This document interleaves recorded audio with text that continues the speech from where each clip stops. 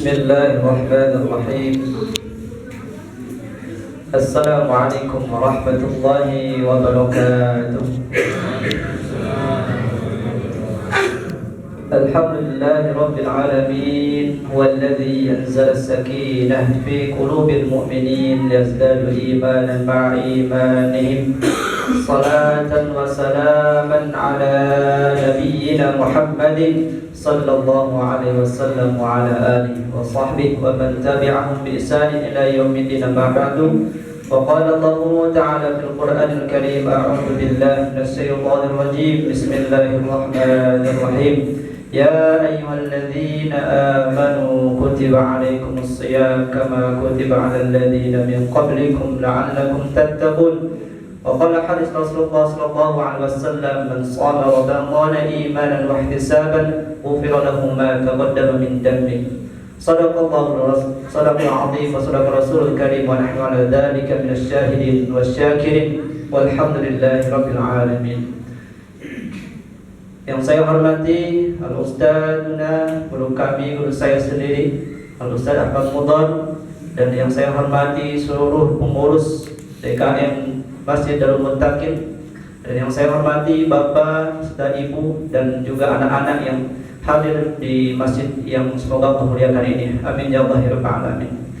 Alhamdulillah, kita bersyukur kepada Allah Subhanahu wa taala, Bapak, Ibu dan adik semuanya. Tidak terasa sudah di malam ke-7 Allah berikan kepada kita nikmat yang sangat luar biasa. Kita bisa berada di malam ke-7 dalam keadaan sehat walafiat. Alhamdulillah. Dan kita berselawat kepada Rasulullah sallallahu alaihi wasallam. Allahumma shalli ala sayyidina Muhammad wa ala ali sayyidina Muhammad.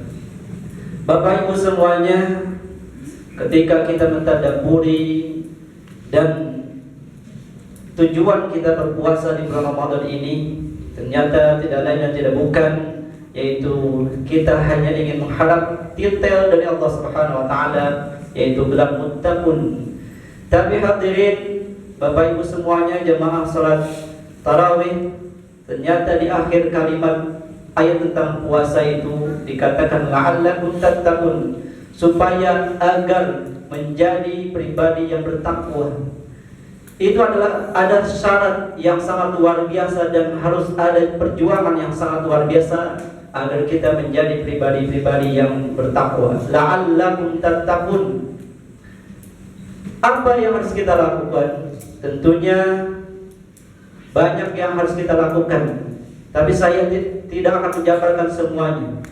Ada beberapa amalan yang semoga mengantarkan kita kepada gelar muttaqun, dan memang itu yang kita harapkan di Ramadan ini.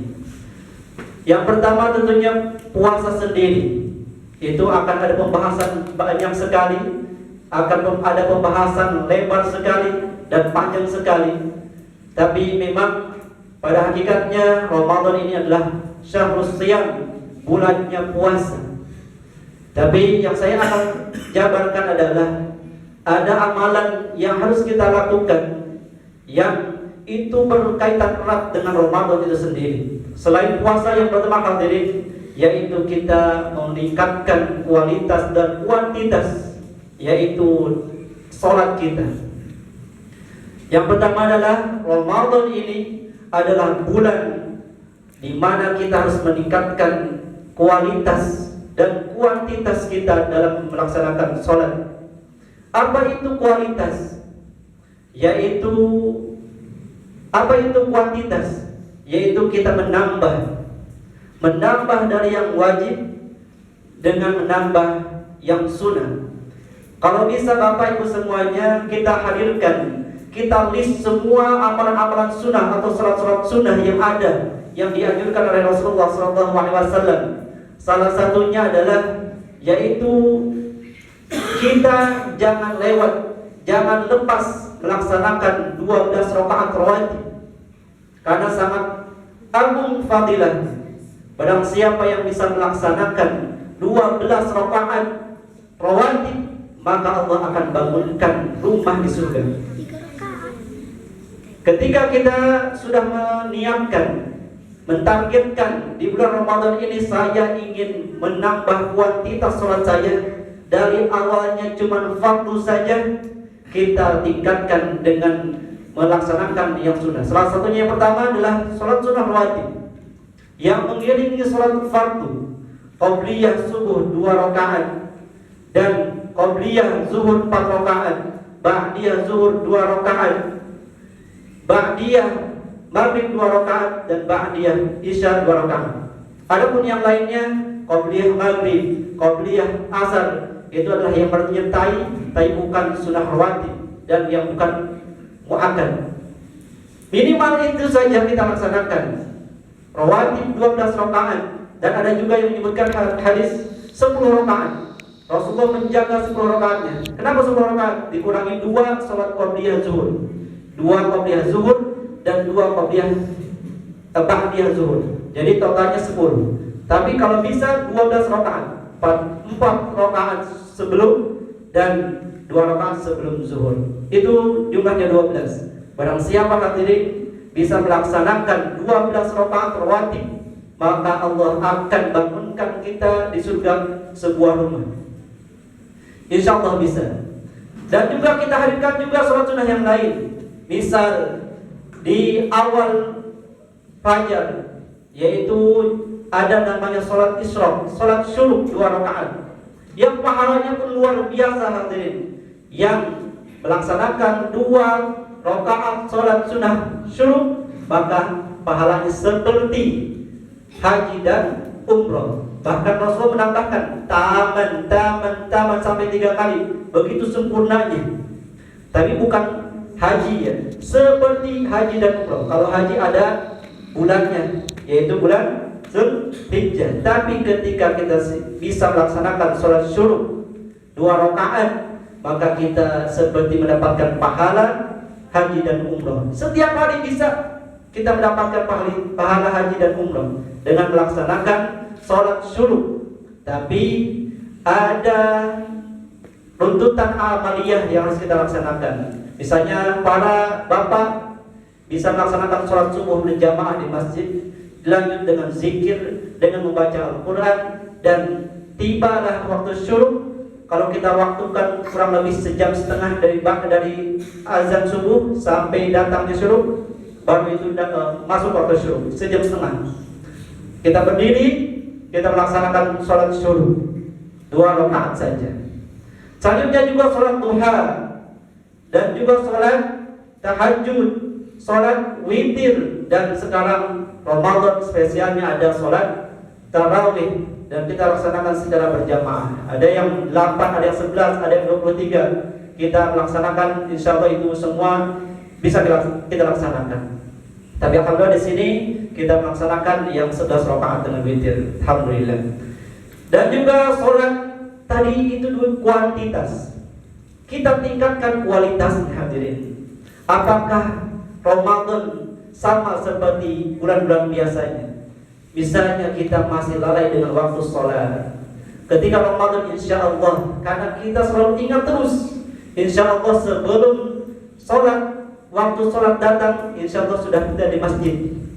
Bedanya dengan bulan-bulan yang biasa, biasanya masjid sudah penuh, minimal 2 sholat sudah ada. Kalau bulan Ramadan, itu buktinya kita ingin meningkatkan kuantitas sholat kita dari segi waktu kita. Dan bapak-bapak, untuk laki-laki diwajibkan untuk berjamaah yang pahalanya sangat luar biasa, 27 derajat. Dan ketika kita sudah bisa melaksanakan berapa? 40 hari tidak tinggal dari takbirnya imam, maka kita akan dihindari dari sifatnya munafik. Nah, itu juga keutamaannya. Kita berazam, ya Allah, 40 hari, 40 malam saya ingin berjamaah tidak tinggal dari takbiratul ihram seorang imam, maka Allah akan hadiahkan kita jauh dari sifat-sifat munafik. Ya, selain kita meningkatkan kuantitas sholat kita dan juga tingkat kekhusyuan kita. Insya Allah kalau perut kosong biasanya khusyuknya meningkat, Pak ya. Nah, tingkatkan lagi, makanya kita memahami sedikit-sedikit bacaan dalam sholat. Kalau yang belum paham, kalau yang sudah paham, kita resapi lagi. Dari iftitah sampai salam, kita berusaha memahami agar kita lebih khusyuk dalam melaksanakan sholat. Itu adalah amaliyah dalam Ramadan ini. Kita meningkatkan sholat kita, baik dari kualitas maupun kuantitas. Yang kedua hadirin, kita tingkatkan interaksi kita dengan Al-Quran. Karena dalam Al-Quran, syahrul Ramadan alladzi unzila fihi al-Quran hudan linnas wa bayyinatin minal huda wal furqan. Berkaitan erat Al-Quran dengan Ramadan karena diturunkan di bulan Ramadan. Kita targetkan hadirin sekarang malam ke-7.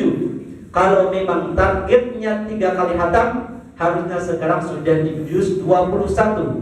Kalau targetnya 2 kali khatam, berarti sekarang sudah di juz 14. Kalau cuma 1 kali khatam, itu sekarang berada di juz 7. Kalau setengah kali khatam, setengah 15 juz, berarti 3 juz setengah, ya. Seperti itu aja. Nah, kita targetkan lagi, karena Ramadan ini adalah syahrul Quran, bulannya Al-Quran.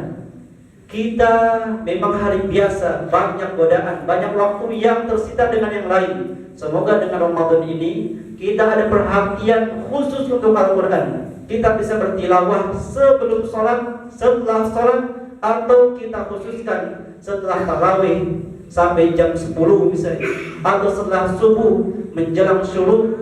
Kita maksimalkan untuk berinteraksi dengan Al-Quran. Salah satunya adalah pahala kita membaca Al-Quran. Man qara'a harfan min kitabillah. Barang siapa yang membaca Al-Quran 1 huruf saja hadirin, 1 huruf, maka Allah akan hadiahkan 10 kebaikan. 1 kebaikan dan dikalikan 10 kebaikan. Tapi hadirin, beda itu di hari biasa. Kalau di bulan Ramadan, Allah lipat gandakan pahala, dan lipatannya itu Allah tidak ada batasnya.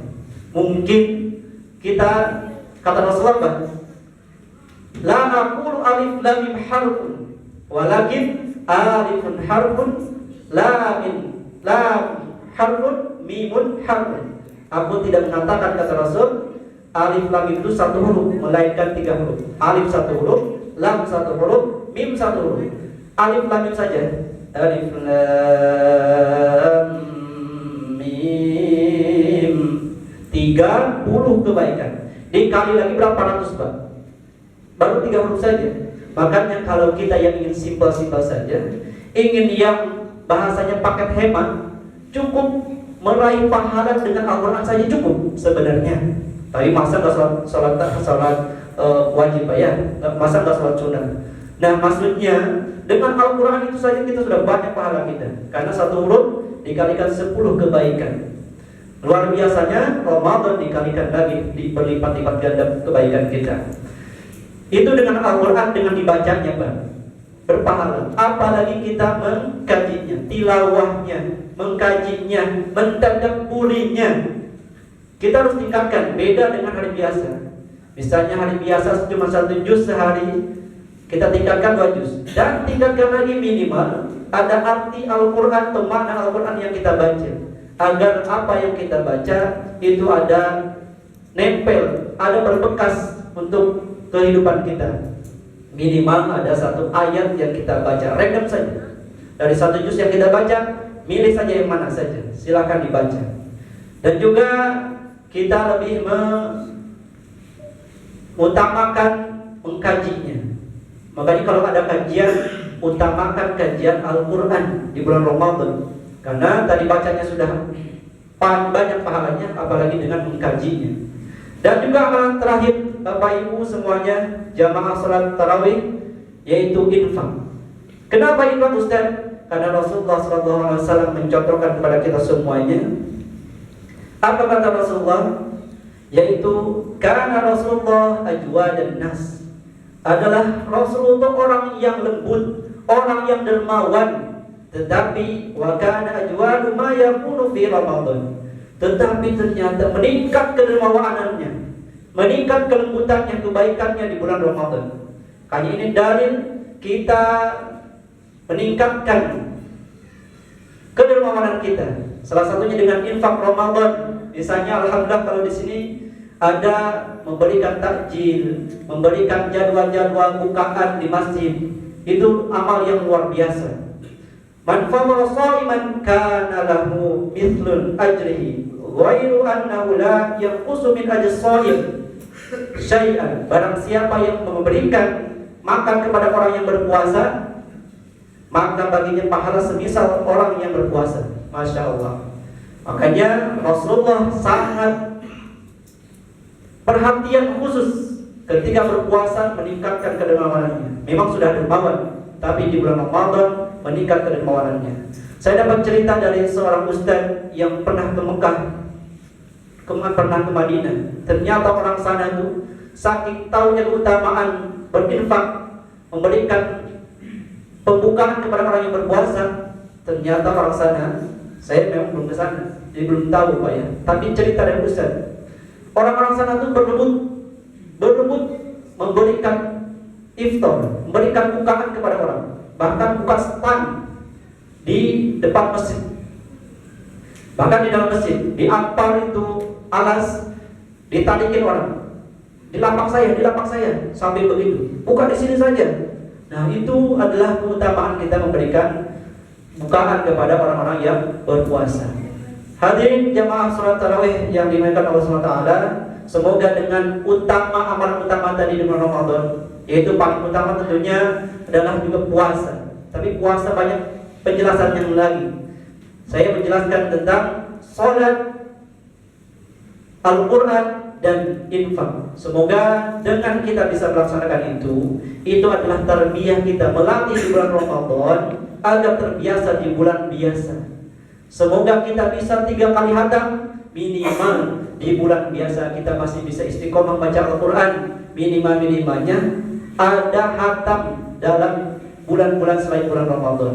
Jangan pas bulan Ramadan saja, karena bulan Ramadan bulan tarbiyah. Makanya biar terbiasa kita optimalkan di bulan Ramadan ini. Wallahu a'lam, semoga kita bisa melaksanakan dan Allah berikan gelar kita la'allakum tattaqun, kita menjadi pribadi-pribadi yang muttaqun. Amin ya Allah ya rabbal alamin. Akhiru da'wana alhamdulillahirabbil alamin. Assalamualaikum warahmatullahi wabarakatuh.